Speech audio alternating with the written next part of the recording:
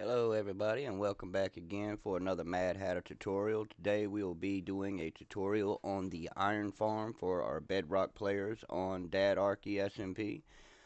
This farm works for Bedrock players and the SMP Dadarchy Java players have to have an iron farm, Bedrock players have to have a Bedrock farm.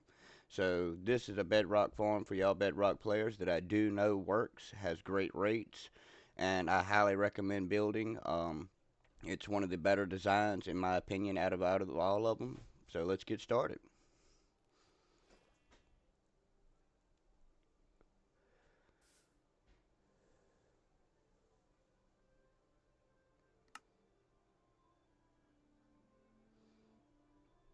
All right, to start off with, you are going to need a stack of blocks of any kind, a couple stacks actually.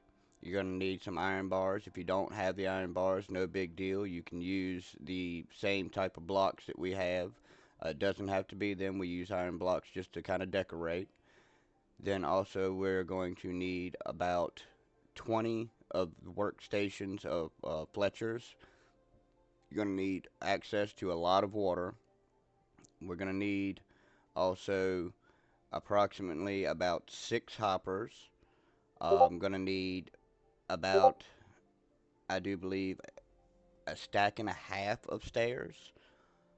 Also going to need a chest or two of some type, something kind of containment system to be able to your put your items into. And then also you're going to need 6 campfires. The other things we're going to need are about 20 beds, a bucket of lava, and 6 signs.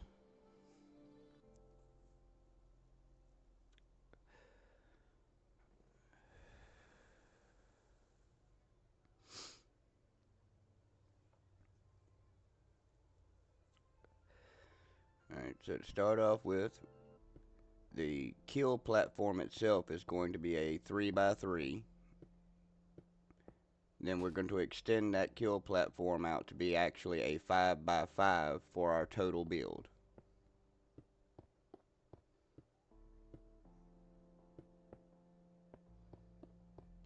So this is what it should look like now. You should have a 5x5 direction platform.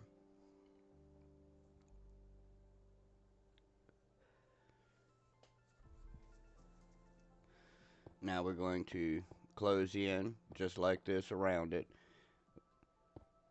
On the 3 sides that you're not going to have your box completely closed in. On the side with your box, leave one hole open in the center. This is where our chest is going to go. And place your chest. Make sure you're crouched to make your double chest.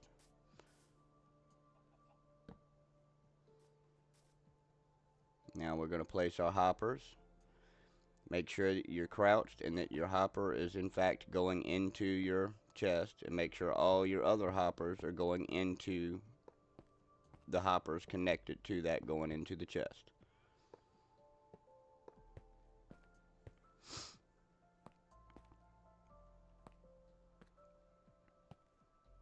Now we're going to hold off on the rest of our kill chamber until towards the end. That way, building in survival, if you fall in, you don't want to die. So now we're going to come up 20 blocks.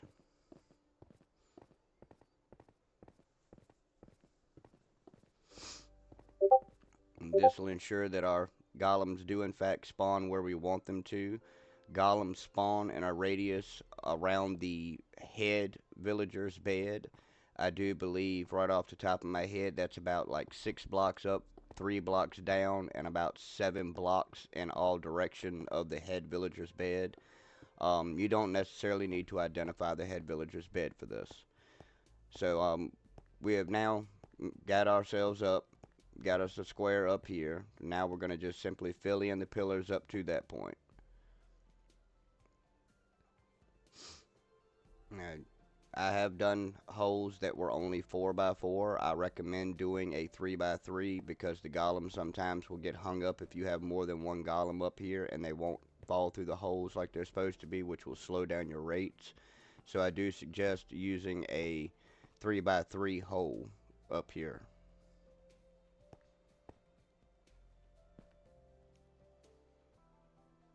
So now we're going to bring up the rest of our pillars. If you do not have options for other blocks, this whole kill chamber can be one solid kill chamber.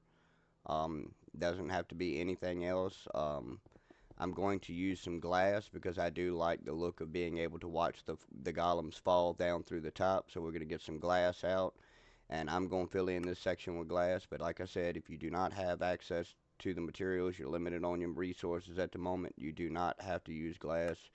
Make it solid. Any blocks you want.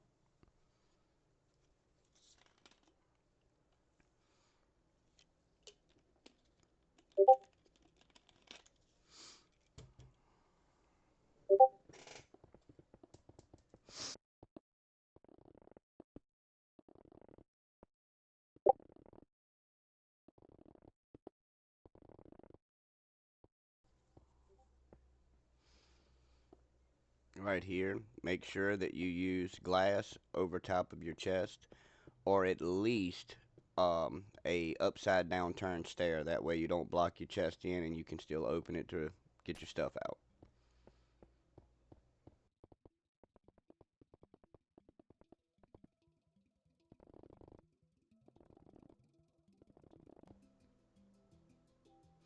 So this is what we should be looking like once your kill tube is in.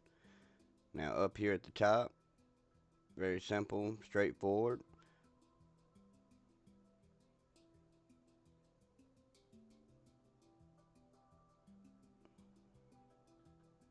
Now up here at the top, we're going to go out 8 blocks in all directions.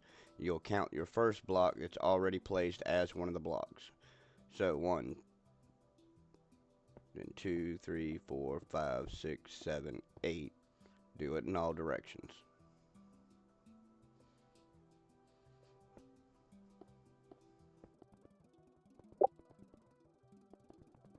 Now once you have it in all directions like that, we're just going to simply connect all these points and fill it in.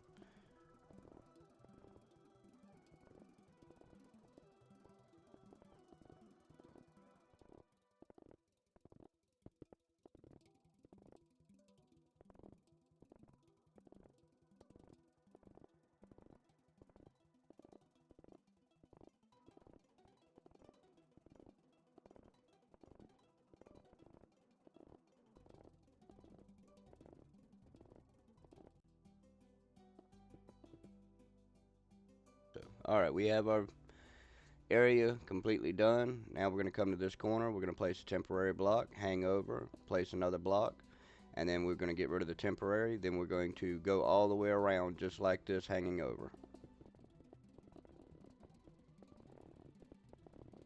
Alright, once you went around like that, now it's time for our stairs. Place your stairs directly on top of that row all the way around we just built.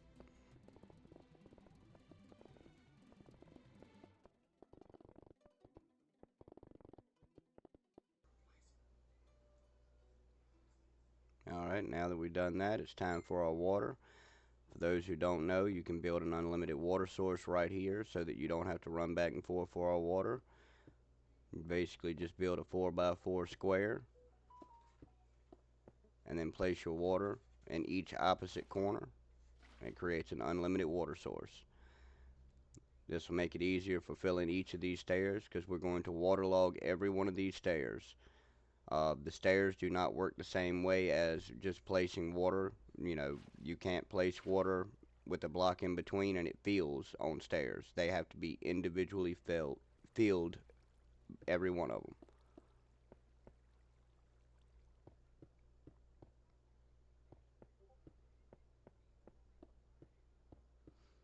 And get rid of that.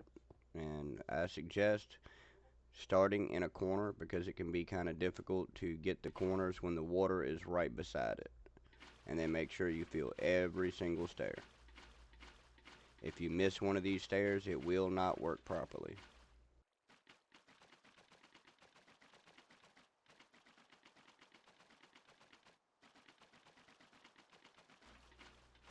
Alright, now we have our water in. This is pretty much the whole top part being completely done. Now what we're going to do is come underneath and build our area. This part right here, I'm just going to dress up and put some stairs here. They are not necessary at all. I'm just doing this simply for the aesthetic look of it.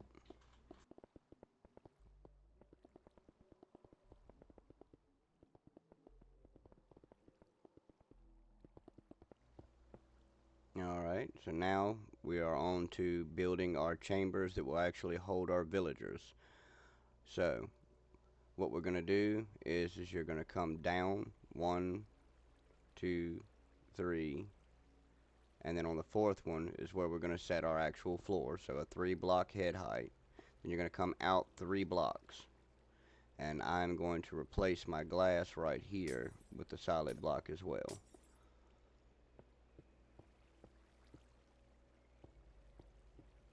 And you're going to, after you come out 3 blocks, you're just going to do this on all sides and then connect it just like we did our top platform.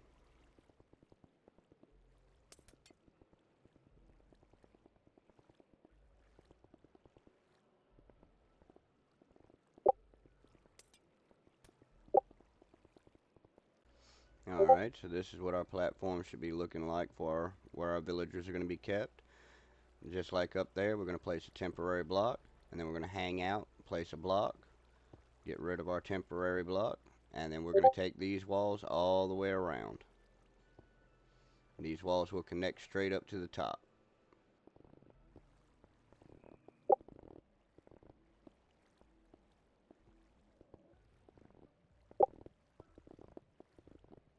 Alright, right here is where I use my iron bars. I like for my prisoners, I mean my villagers, to be able to see out.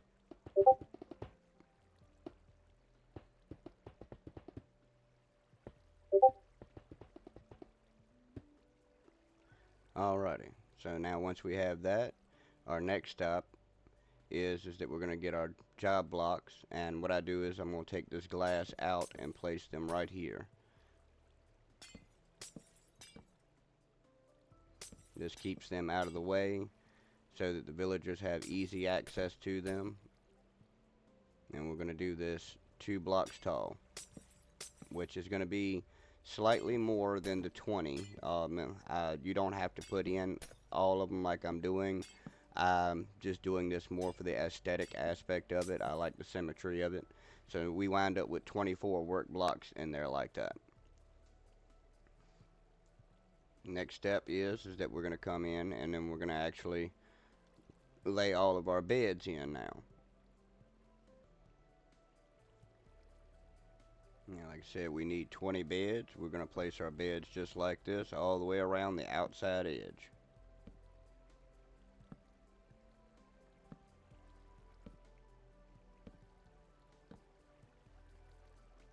And just a note, if you do not build this area 3 blocks tall, it is very possible that a villager can wake up and get stuck on their bed with their head phased in the roof, and it will suffocate them. As you can see, this is exactly built out for 20 beds. It works perfectly. You can put a couple more beds in here and squeeze 30 villagers in. I do not see a significant enough increase to the rate. So now basically we're down to getting our villagers in. We're going to use spawn eggs for this tutorial, but I'm sure you guys know, to move villagers, just build yourself a staircase right here and minecart 2 villagers in, and then the easiest way is to breed up the villagers to what you need instead of trying to get 20 individual ones in here with a minecart. But like I said, we're going to use spawn eggs, so we're going to get ourselves 20 villagers real quick.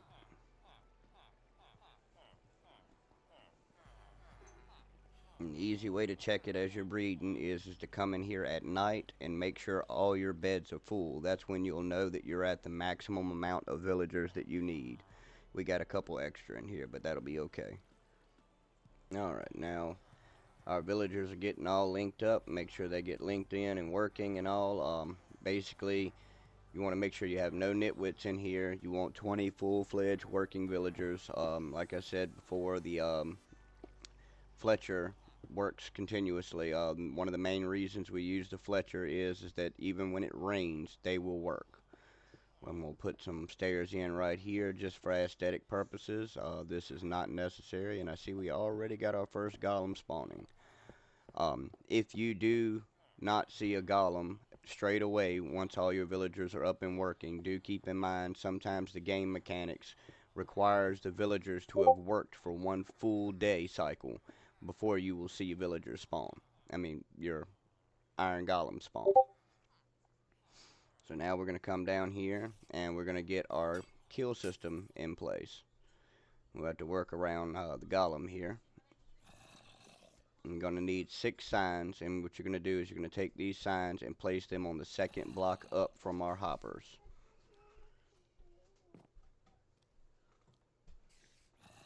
And that golem's in the way. We're going to have to get rid of him. Alright, now that he's out the way, we can go back to placing our signs.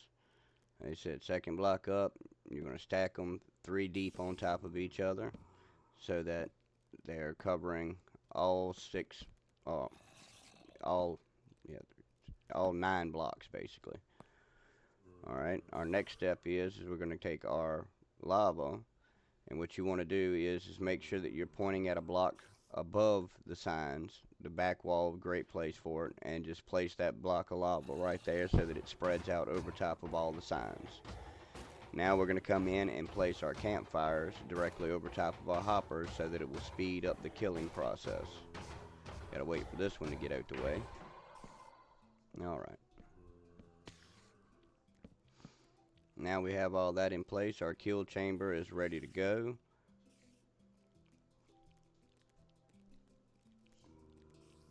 And we just close this back up. Alright.